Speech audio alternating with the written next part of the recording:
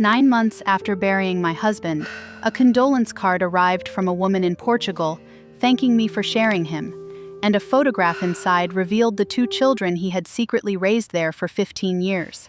My name is Wilhelmina Bishop, and before this happened, I believed I understood the people I trusted and the life I had built. The condolence card arrived on a gray Tuesday morning, 9 months after my husband's funeral, and I almost threw it away with the rest of the useless paper that came through my mail slot every day.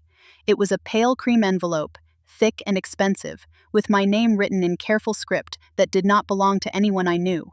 No return address at first glance, only a postmark from Lisbon, Portugal, and the kind of formal handwriting people use when they are trying very hard not to intrude on someone's grief. I stood in my kitchen with the envelope in one hand and a mug of coffee gone cold in the other, staring at it longer than I should have. Grief makes every ordinary object feel staged, as if the world has quietly become a set built for a scene you never asked to perform. For the last 9 months, that had been my life. My husband, Augustin Bishop, had died of a sudden heart attack at 61, and I had spent the months since moving through my house like a woman walking through rooms she no longer recognized. His reading glasses still sat on the bedside table. His navy robe still hung on the back of the bathroom door.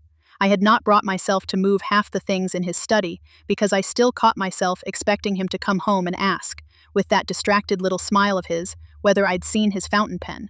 The card was from a woman named Colette Fenwick. The note inside was short, almost painfully polite. She wrote that she was deeply sorry for our loss and thanked me for the years I had loved Augustin.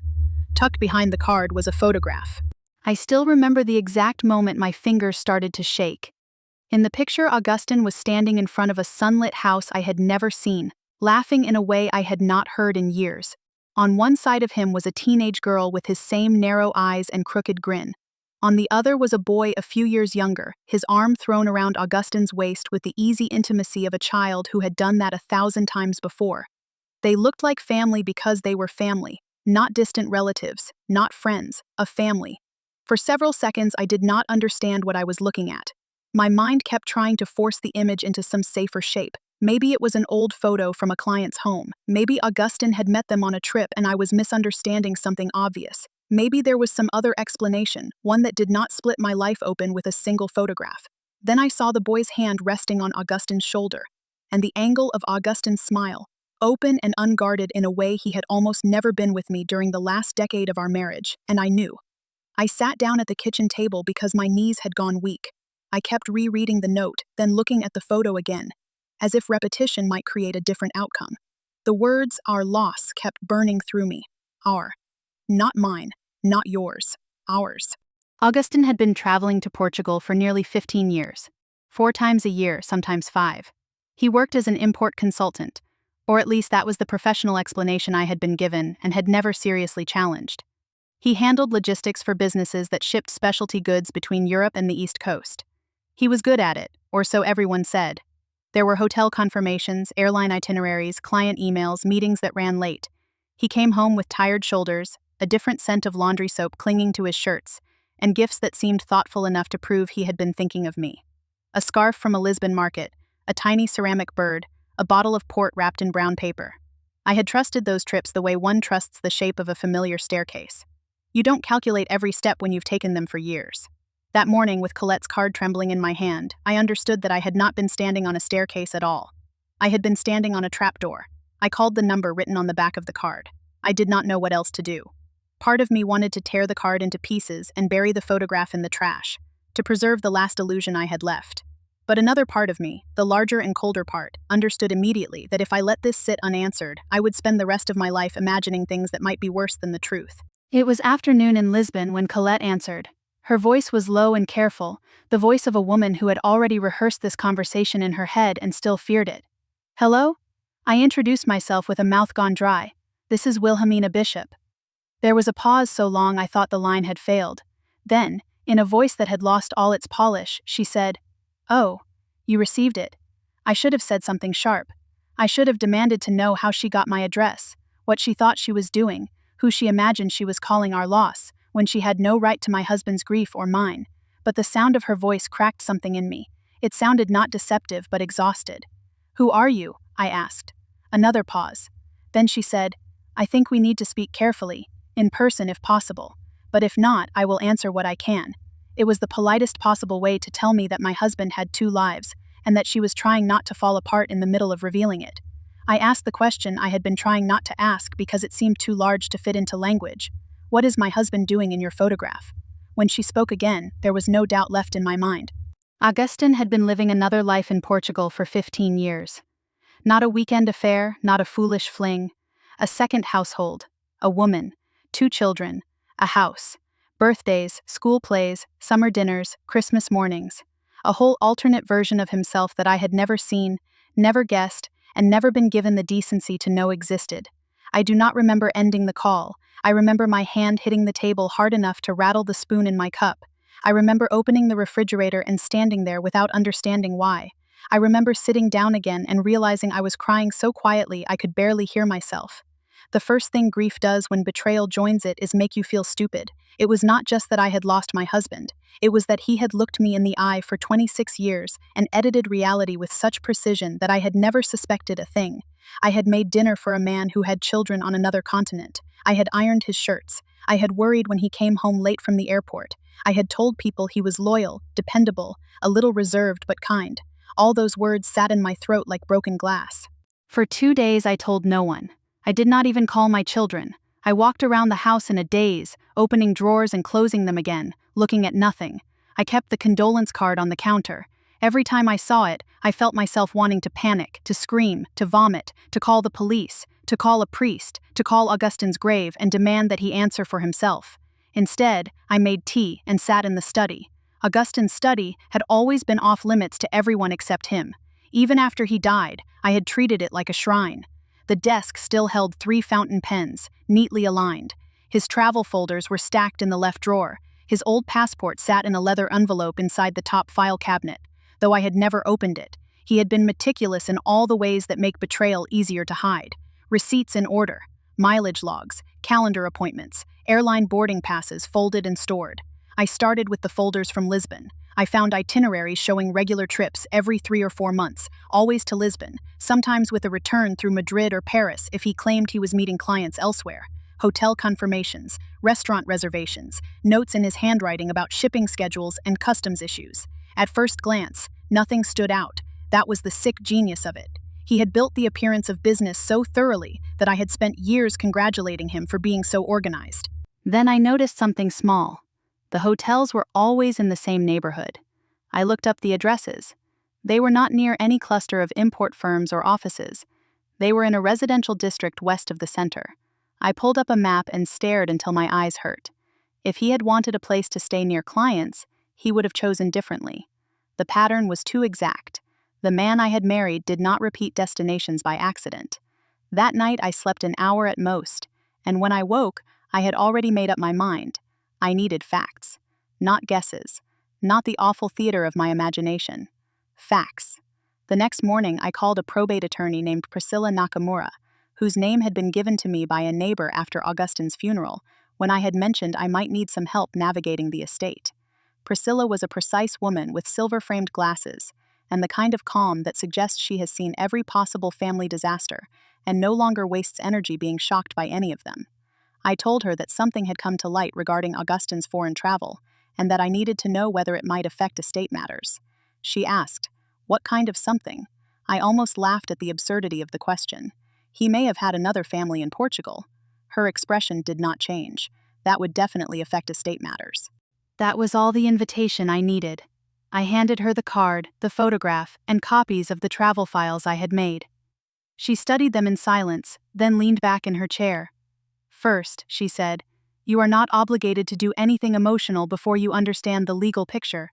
Second, if there is a second household, there may also be assets, accounts, obligations, or tax issues you do not yet know about."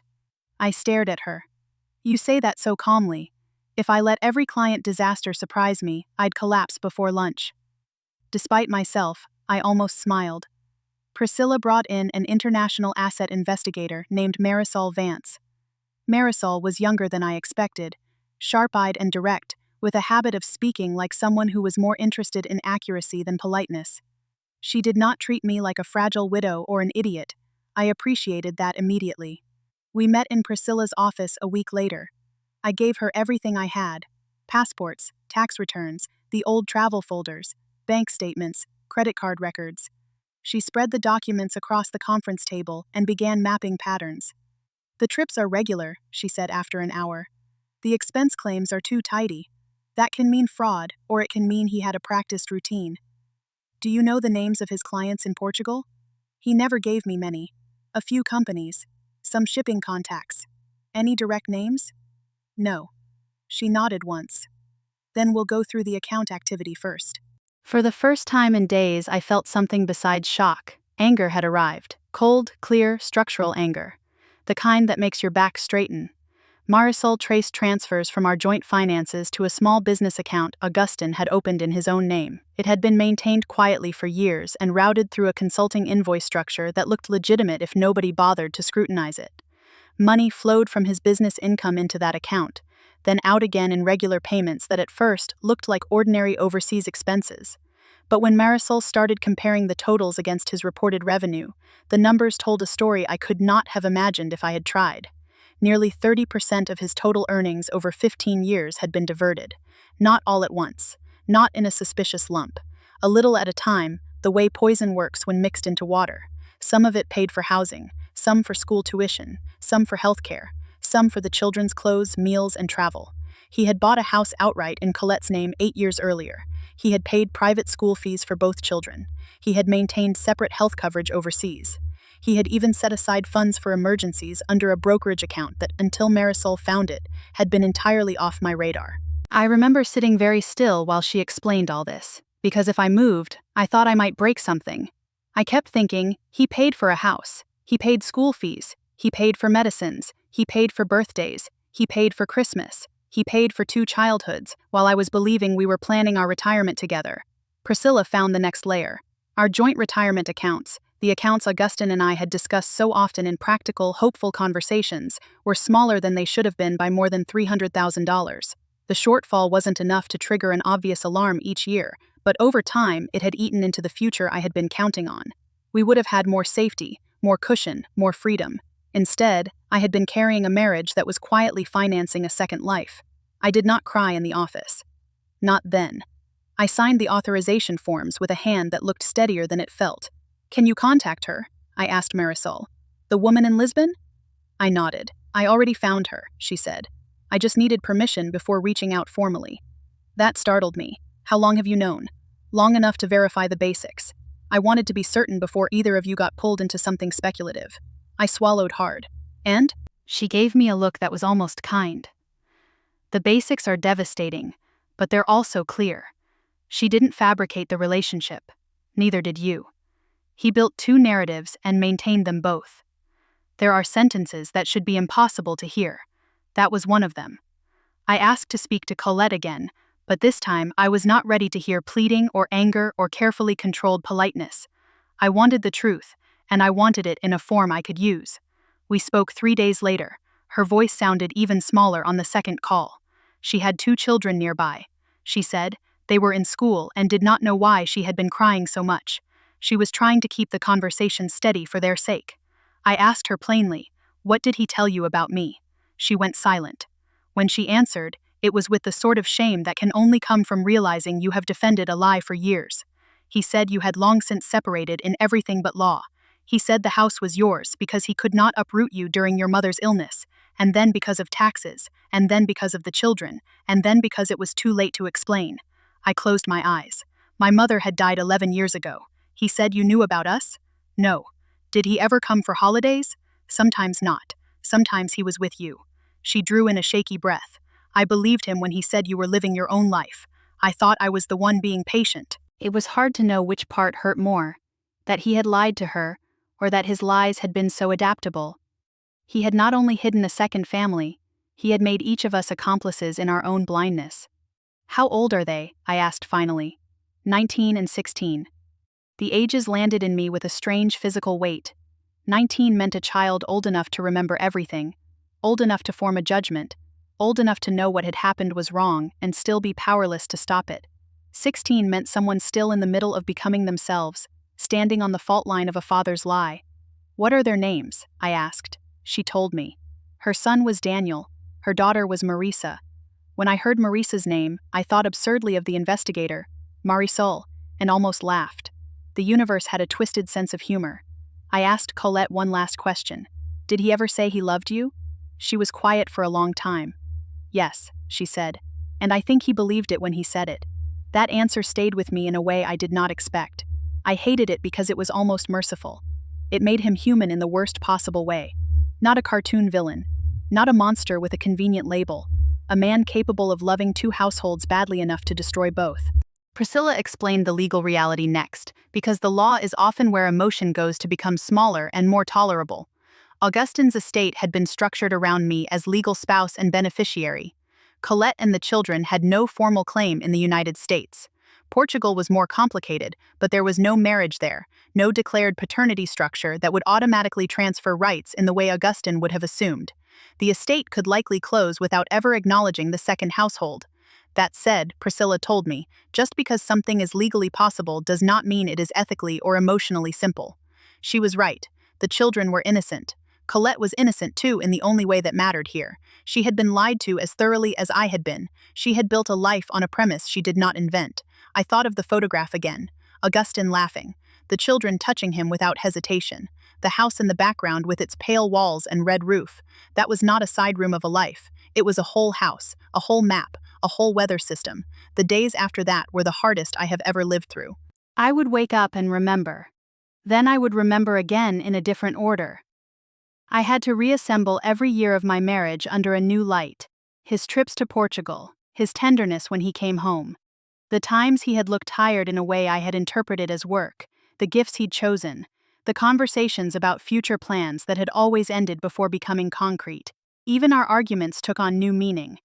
There had been so many moments when I had thought he was simply distracted. And now I understood that distraction had been strategy. I kept replaying one particular night from years earlier, when he had come back from Lisbon and found me sorting bills at the kitchen table. I had asked whether his work there might slow down once a contract ended. He had looked almost alarmed, then smoothed his expression and told me those accounts were becoming more important, not less. More growth, more opportunity, maybe even a small regional office one day. I had nodded and gone back to the bills. Now I wondered whether he had been walking into my kitchen with one life in his pocket and another waiting on a plane. I also had to tell my children. My son Ethan came over first because he lived closest and knew from my voice that something was wrong before I even asked him to come. My daughter Claire arrived an hour later. They were both in their 30s, both with lives of their own. But that did not stop them from looking at me the way children look when they sense a parent is holding something too heavy alone. I laid the photograph on the table. Neither of them said anything for a long time. Claire reached for the card and read it twice. Ethan just stared at the photo, his jaw tightening. "You're saying Dad had a second family," he said finally. "That is what I'm saying." Claire let out a sound that was somewhere between disbelief and rage. For how long? 15 years at least. Ethan pushed a hand through his hair. Jesus. They were angry. Not at me. Not really, but anger needed somewhere to go and their father was no longer alive to receive it. They asked questions I could answer only partly.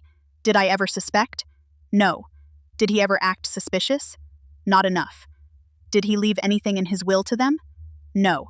Was the woman in Lisbon trying to take anything from us? She had not asked for a thing yet. Claire's anger sharpened into practical thought first. "What are you going to do?" I told them the truth. "I don't know yet." They were quiet again. Then Ethan asked, "Do you want to sue them? Or the estate? Is that possible?" I could hear the fury in his voice, but underneath it I heard something else, something more vulnerable. He wanted to protect me from humiliation, from theft, from one more injustice. "I'm not suing innocent children," I said. He frowned. "Kids? 19 and 16. That detail changed the room. Claire sat down very slowly. "They didn't know either," I said. "Not fully. At least not the truth." My daughter covered her face with both hands. "That's even worse." It was. That was the awful architecture of it. Every family on both sides had been built on lies that would now outlive the liar. Over the next week I gathered enough courage to ask Marisol for the specifics of Colette's life. She sent a discreet report. The house was modest but comfortable, bought years ago and paid off through Augustin's overseas transfers. Colette worked part-time at a design studio. She had apparently believed Augustin was a transatlantic consultant whose marriage had ended long ago but could not be formally dissolved because of assets and obligations in the United States. He had visited under the guise of business, sometimes for several days, sometimes longer. He had introduced himself to neighbors as a widower still tangled in legal complications. Widower. He had told another woman he was a widower while I was still alive. That detail hit me in a new place, a place underneath the anger. It made him feel not merely duplicitous but rehearsed. He had tested the word in one life while I was still using the actual title in the other. I asked Marisa to arrange a direct exchange with Colette, not to accuse, not to threaten, not to negotiate. I wanted to hear what we each wanted now that the lie had become public enough to breathe. The call happened on a Thursday evening. I sat at my dining table with Priscilla on speaker, and Marisa in the room beside me, though she stayed off camera. Colette was with her own attorney, a local family law specialist. The children were not present, thank God. No one spoke for the first 10 seconds. Then Colette said, "I am very sorry." I answered, "For what part?" Her voice caught. All of it. I had expected anger from her, maybe even entitlement. Instead, I heard collapse. She was exhausted from carrying a life that had turned out to be counterfeit. We went carefully, sentence by sentence. She confirmed that Augustin had provided most of the household's funds, though she had worked part-time. She confirmed he had paid tuition directly. She confirmed the house was in her name, because he had said that made things simpler for American estate planning, and that he wanted the children protected if anything happened to him. He had said many things. He had always sounded reasonable. When I asked whether she had ever thought of looking for me, she said, "Once." I waited. "Years ago," she said. "He was gone longer than usual. I found an old receipt with a US address on it. I thought about writing to you. But then he came back, and he was frightened. He said if I contacted you it would destroy everything, and that the children would lose him too." I wanted to scream. Instead, I gripped the edge of the table hard enough that my fingers hurt.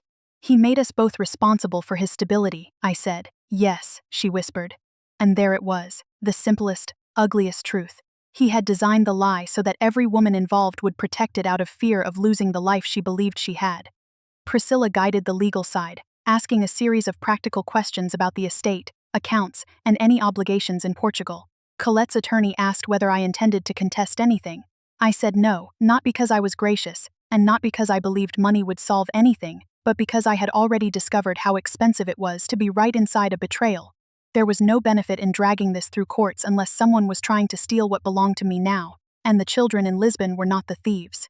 Instead, I made a decision that surprised even me. I would continue support for a limited time. Not forever. Not as an inheritance I was obliged to honor. But I would set up a monthly arrangement, administered through Priscilla, that would allow the children to finish school and stabilize without Augustin's death becoming an immediate financial disaster on top of an emotional one. It was not charity. It was not absolution. It was the least I could do in a situation where none of us had been given a decent choice. Priscilla looked at me carefully. "You understand you are not required to do this." "I know. And you know it may keep the connection open." "I know that too." She nodded once. "Then I'll draft it carefully." When I told Colette, she started crying so hard she could not speak. That was the moment I stopped seeing her as a rival and started seeing her as another widow, though that was not exactly the right word. Not widow, not wife. There is no perfect legal or emotional category for the woman who discovers the man she loved created a whole alternate household and then died before he could be forced to explain himself. But whatever word fits that shape, Colette and I had both become it. My own grief changed after that. It did not lessen. Exactly. It became more complex. I was grieving Augustin as a husband, yes, but I was also grieving the story I had told myself about my life. The neat arc. The false certainty.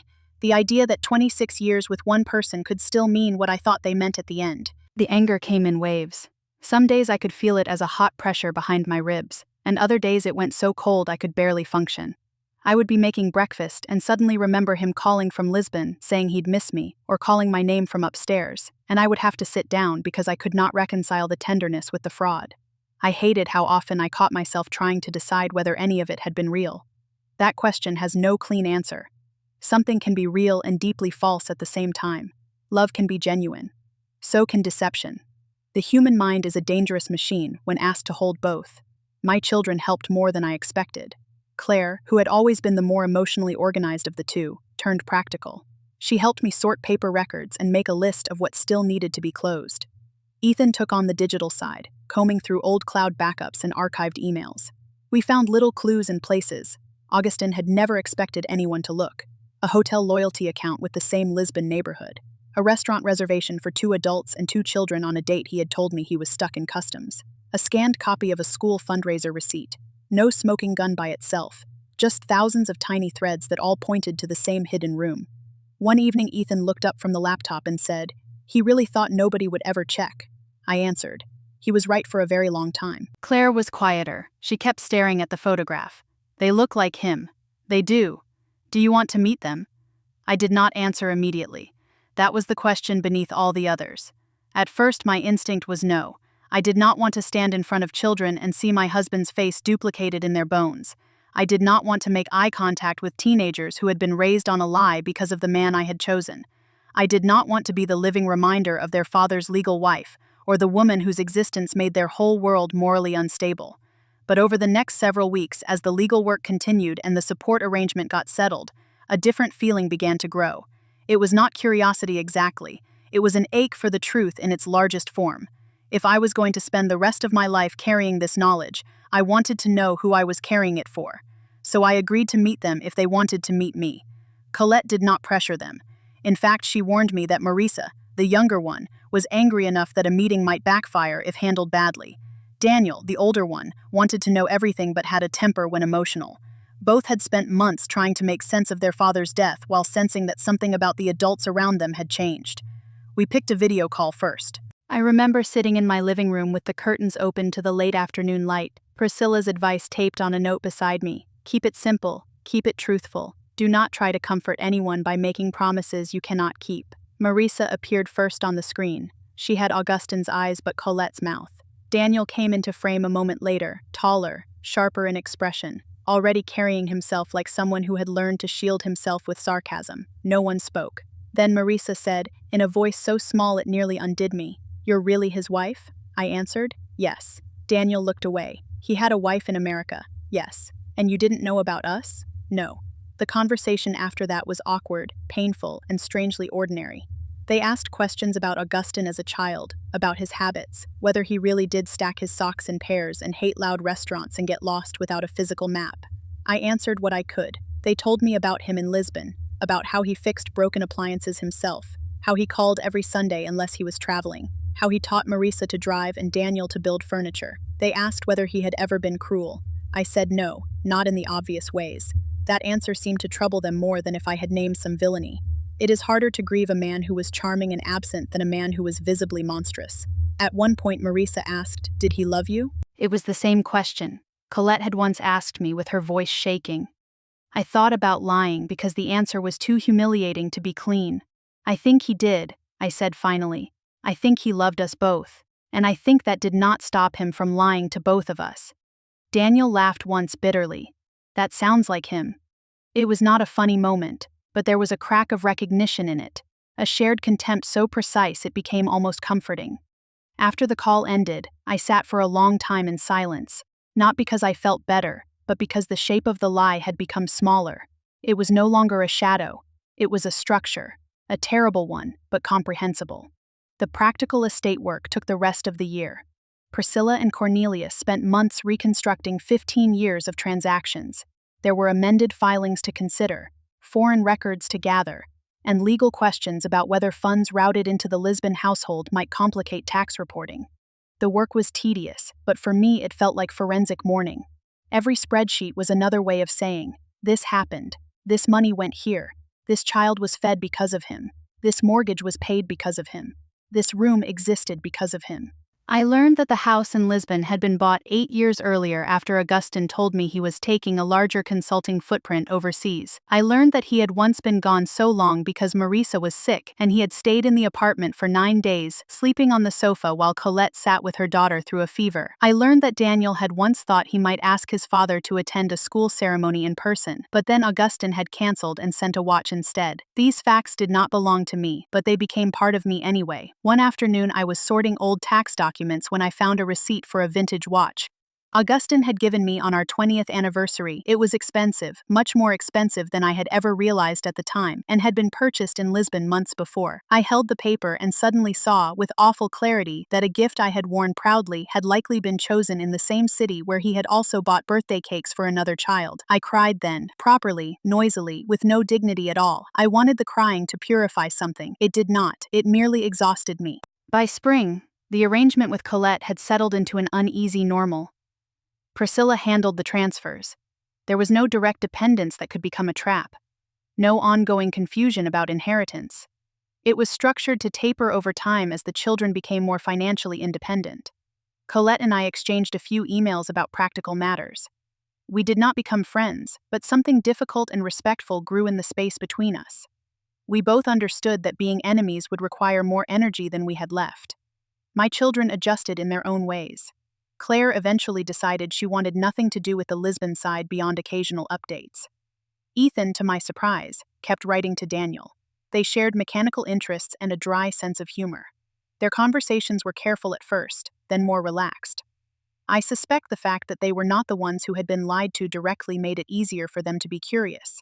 They could stand a little farther from the fire. When Ethan told me Daniel had sent him a photo of the Lisbon house at Christmas, with lights around the balcony and Marisa rolling her eyes in the doorway, I found myself staring at the picture for a long time. There was Augustin's absence in it, yes, but also the shape of the life he had made and abandoned in one sense while continuing in another. I asked myself often whether Augustin had planned to tell me. The question had no proof. Maybe if he had lived another 10 years, some crisis would have forced him to confess. Maybe he would have carried both households to the grave. Maybe he had intended some grand divided retirement, one half of the year here, one half there. I do not know, and I have learned that not knowing can be a kind of answer. What I do know is that he trusted momentum more than truth. He trusted that if he kept moving, kept paying, kept smiling, kept making practical excuses, no one would pull the whole structure apart. For 15 years that strategy worked. Then he died. The cruel irony is that his death, the thing that had left me devastated, is also what made the truth impossible to hide. If he had survived, I might never have known. He might have continued dividing himself until the end.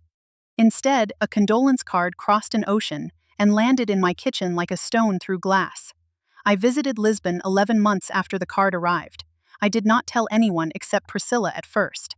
I think I was afraid they would try to talk me out of it, or that the trip would feel too theatrical if I announced it. I went alone, carrying a small suitcase and a list of addresses. The city was beautiful in a way that made me angry. Sunlight off pale buildings, tram bells, narrow streets, and tiled facades. It should have been easier to hate a place that had hidden a second life inside it, but beauty does not cooperate with moral judgments. It remains beauty even when it hurts. Colette met me outside a cafe near her home. She looked older in person, not dramatically, but in the way stress and years and disappointment settle into the face. We stood awkwardly for a moment before she leaned in, and we exchanged the kind of hug that is almost not a hug, a brief acknowledgement that both of us had arrived from impossible circumstances. Her children were nearby at a friend's apartment and chose not to come. That was fine with me. We walked to her house together. It was not large, but it was warm and cared for, with potted herbs along the windowsill and a narrow stairway lined with family photographs. Augustin was in some of them, smiling at birthdays, holding a ladder while Daniel painted a wall, carrying groceries in from the car. I felt my chest tighten, not because he was there, but because he had built these images with the same hands that had once held mine on a hospital corridor when my father died. Colette led me into the kitchen and made tea. We sat across from each other at a table the size of an old map. For a while, neither of us spoke. Then she said, "I thought when he died, I would finally understand everything." I looked up. She gave a small, tired laugh. Instead, I learned there were more rooms in the house than I knew about. That sentence stayed with me. We talked for nearly 2 hours. Not about forgiveness, because that word is often too large and too theatrical for real life, but about the practical consequences of being lied to for so long, about the children, about money, about the strange shame of having believed in a man's version of events because you wanted your life to make sense. She told me about one night years earlier when Augustin had come home from America and sat with her on the balcony after the children were asleep. He had looked, she said, as though he was always somewhere else. I told her that was how he looked at our dinner table too sometimes, and we both laughed at the same time because the image was too perfect. Before I left, I asked her whether she had ever hated me. She considered the question seriously. No, she said. I hated the story. I hated that I had no way to know what was true. Hating you would have meant accepting the wrong part of the situation. I understood that better than I wanted to. When I returned home, I felt strangely steadier. Not healed, not settled, but no longer suspended in the first violent shock. The truth was now part of the architecture of my life instead of a collapsing wall. Over time, I learned to live with it. Not well every day, not gracefully, but sufficiently. I kept the condolence card in a drawer with the funeral program because I needed the evidence of how it began. I am not sentimental about suffering, but I am careful with memory. The card reminds me that truths can arrive through odd, almost accidental channels. Sometimes the thing that unmasks a life is not detective work or confession or law, but a handwritten note from a woman on another continent who also lost the same man. I have looked back many times and asked myself what, exactly, I lost. I lost a husband, certainly. I lost the belief that I had known him. I lost the comfort of thinking my life had been singular and complete. I lost a portion of the retirement I thought would be waiting for me. I lost the innocence of old assumptions. But I also gained something I did not expect, a broader, more honest grief. One that included Colette, Daniel, and Marisa. One that made room for the fact that they were hurt by him too. One that acknowledged that the same man could be both beloved and false, generous and manipulative, steady in routine and rotten at the core of his secrecy. That is not a comforting conclusion, it is only the true one. My children still ask me sometimes whether I regret meeting Colette or going to Lisbon. I do not. Regret would imply a cleaner alternative. There was none. The only choice was between ignorance and knowledge, and ignorance had already done enough damage. Claire once asked me, "Do you think he ever believed the lie himself?" I thought about that for a long time before answering. Maybe, I said.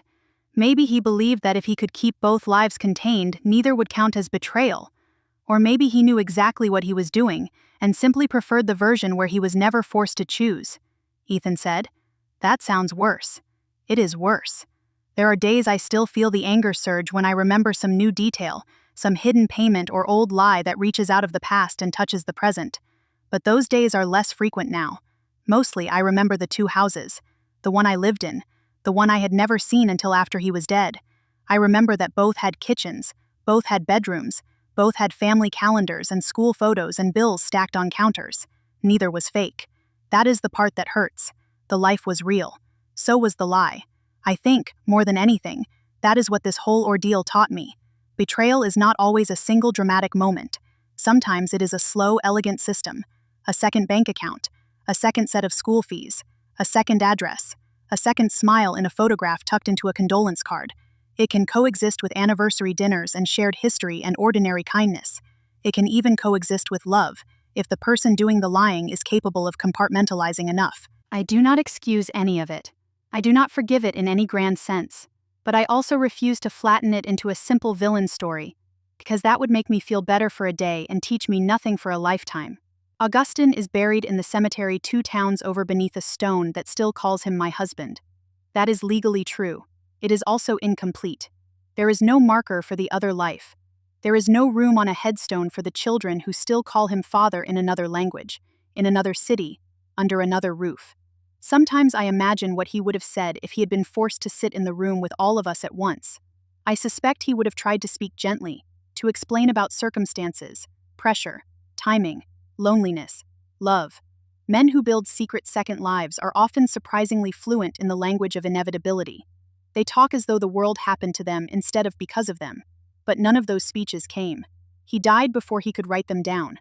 So we were left with what remained. A photo, a card, a set of bank statements, 2 families, and the hard work of deciding how not to let one man's deception become the defining inheritance for everyone else. If I sound calm now, it is because time has given me the ability to tell the story without breaking open every sentence. Not because the story became smaller. It didn't. It became part of the furniture of my life, something I move around now rather than something that throws me to the floor every time I see it. I still miss the man I thought I married. I doubt I'll ever stop. But love can be sincere and still leave wreckage. And a condolence card, arriving months too late from a city across the ocean, turned out to be the first honest thing my husband ever left behind. That betrayal changed my life, but it did not get the final word. The truth did.